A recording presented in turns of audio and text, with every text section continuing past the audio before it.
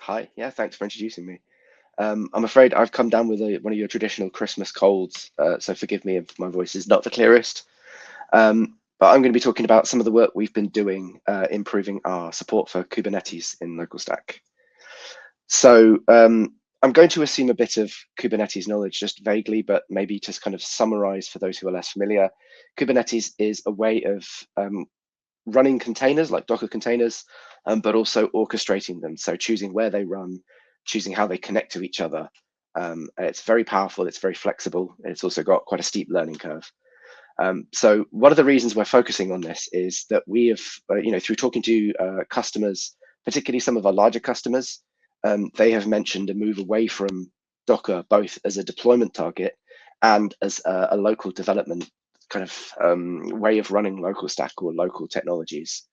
Um, so this is motivated for a couple of reasons. So number one, Kubernetes is often kind of like what's running in production anyway. So if you can emulate your um, local environment through Kubernetes, you can leverage LocalStack to emulate some of the AWS components that you may be using as well.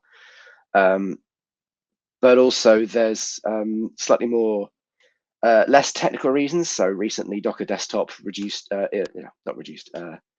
changed the way their licensing structure worked. And so we've noticed some companies are choosing alternative containerization systems for local development as well. So we think Kubernetes is becoming more and more important for the reasons I've outlined, and I think it's only going to get more important. Um, so specifically, what's new in LocalStack 4.0 or over the last year or so, we've been kind of gradually making these changes. Um, previously, we assumed Docker was the environment that LocalStack was running in. We, for example, use Docker to run technologies that we leverage, like Lambda functions or some database technologies. We ask users to mount their Docker socket into the container.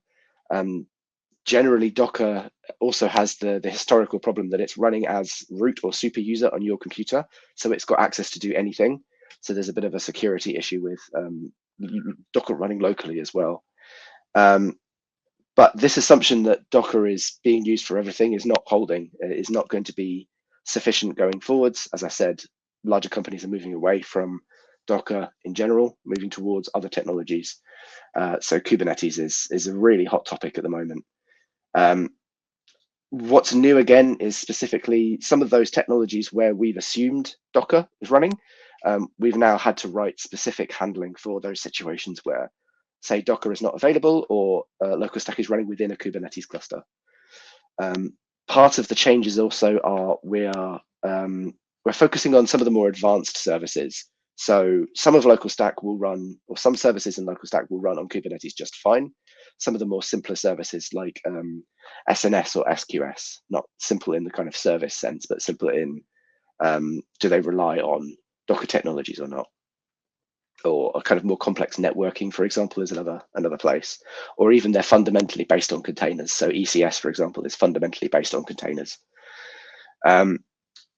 The big change for this release itself is that we've now standardized our offering for Kubernetes. So I mentioned before that this is primarily driven by some of the larger customers, either larger companies or larger users of LocalStack. So we're initially setting the licensing fairly high bar. So enterprise customers, our enterprise offering will unlock the Kubernetes support, again, targeting some of the companies that have bigger production workloads, or they're bigger organizations in general that are looking at Kubernetes. So if I move on now to what I'm going to demonstrate for you, the demo is going to be LocalStack running in a Kubernetes cluster. So LocalStack is running on Kubernetes. We're also emulating a few services that leverage containers, in this case, Lambda. Please forgive me if you don't necessarily know what the logos are. I certainly haven't memorized all of the AWS logos, but the architecture you can see, we have a Lambda function, and that's going to communicate to a MySQL database. So this MySQL database is running as a Kubernetes pod. The Lambda function will be running as a Kubernetes pod, and LocalStack itself is going to be running as a Kubernetes pod. So let's move over to the demo then. and hopefully this will work. Let's see. So hopefully my font size is big enough. I've replicated the architecture again on the right-hand side. We can see the Lambda function, the MySQL database, and LocalStack running as pods. So I'm going to show kind of multiple sort of pages. This might get a bit complex, but in the top panel here, we see this is a program that gives you a kind of interactive view of a Kubernetes cluster. So you can see what's running in your cluster. And currently, as you can see, there's nothing on this, so it's empty. I'm showing what's called the pods. You can think of a pod as effectively a container. It's not quite one-to-one, but it's pretty similar. And what's going to happen is Kubernetes is going to manage the life cycle of these pods, so starting them, deleting them, so on and so forth. On the bottom, we'll eventually see some LocalStack logs when that's been deployed into the cluster. So what I'm going to start off doing is we have a Helm chart. So Helm is like a package manager for Kubernetes. We have a Helm chart that can deploy LocalStack.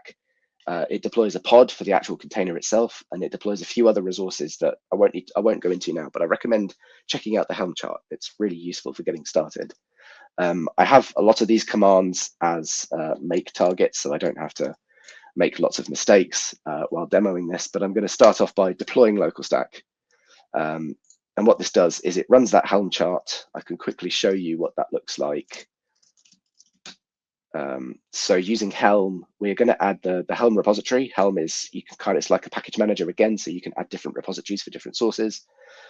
So I'm going to add the repository, and then I'm going to install Kubernetes, install LocalStack into the Kubernetes cluster. So here I'm doing, these lines just say run the LocalStack chart out of the LocalStack repository, call it LocalStack. This word gets repeated a lot in this demo. I'm going to take some configuration values from a kind of customization file, almost like a local file that contains some specifics. And then I'm going to add my auth token because it needs authentication. So if I have a look at the values, this is specific to our Helm chart, but it's some general purpose configuration that you will need. So for Kubernetes, using the Helm chart specifically, we have these two settings at the top here. And I tried to kind of highlight which is important for Kubernetes. The first one is a setting for our Lambda functions. So Lambda functions in kind of Docker mode, they run in their own separate Docker container, whether they're an image Lambda or a zip file Lambda. This is a specific setting for the Lambda Kubernetes executor. And then down here in this extra envars block, we have more traditional LocalStack configuration, so with environment variables. And in this case, we set the container runtime to Kubernetes. So this configures LocalStack to say anytime you want to create a container, create a Kubernetes pod instead. And then down here, we have some other configuration that's mostly for demo purposes, things like debug logs, changing the length, the life cycle of the probes, and so on and so forth. And this tells us when LocalStack is ready. The rest of this, the file is not important for the purposes of this demo. So now we have LocalStack running. In the bottom, we have the LocalStack logs. We see it says ready. And I can move over to a terminal and say AWS local get caller identity. So this proves that I can connect to the LocalStack pod running in my LocalStack cluster, running in my Kubernetes cluster. For those who do know Kubernetes and know about local development with Kubernetes, I have this third tab up here, which is running a port forward from the Kubernetes pod to my local machine. So that's how I'm getting AWS local to work, because it connects to localhost by default. Okay, so we have LocalStack. Now what do we do? Well, we need to deploy that application. So I mentioned the application is, that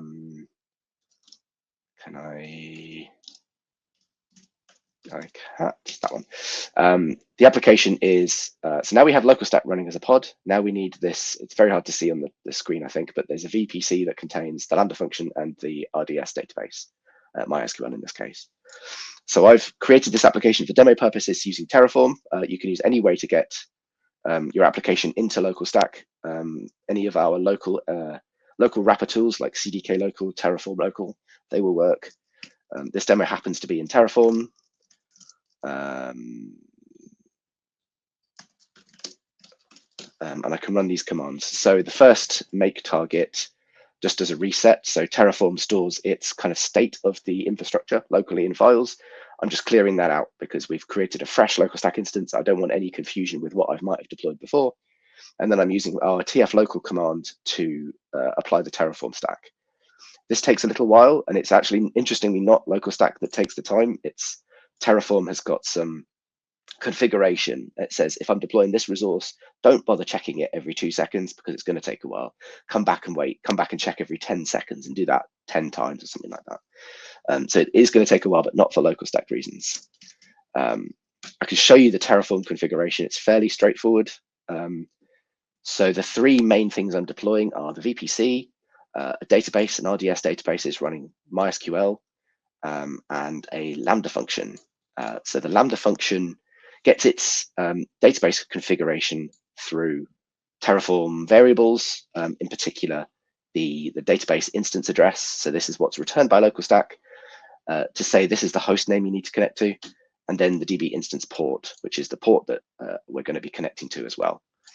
I can also show you the Lambda function itself. The specifics of this Lambda function don't really matter, but what I'm doing, this is in Python, is I'm creating a MySQL connection to the database.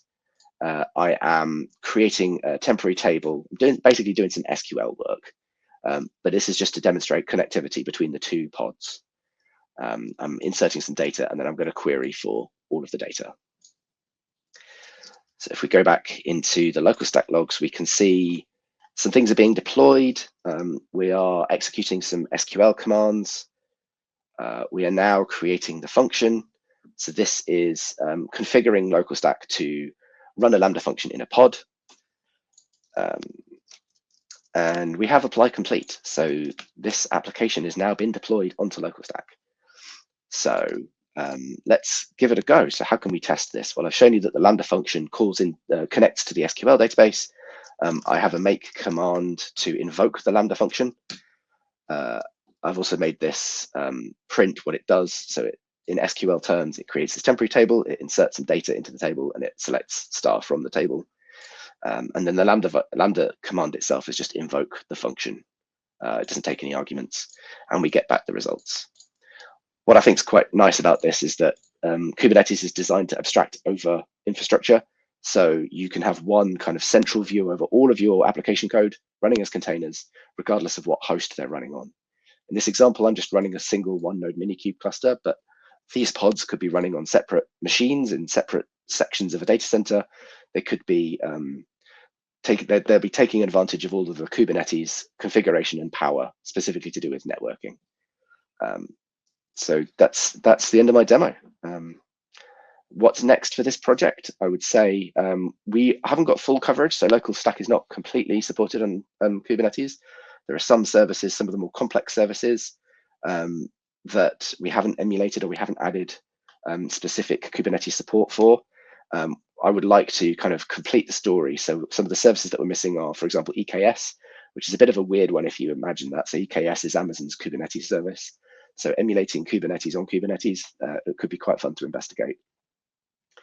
And similarly to do with Kubernetes, we've made a push for Kubernetes, but there's also other alternative container runtimes, things like Podman and Container.io that aren't 100% up to parity with Docker, and we'd like to push into that support further as well.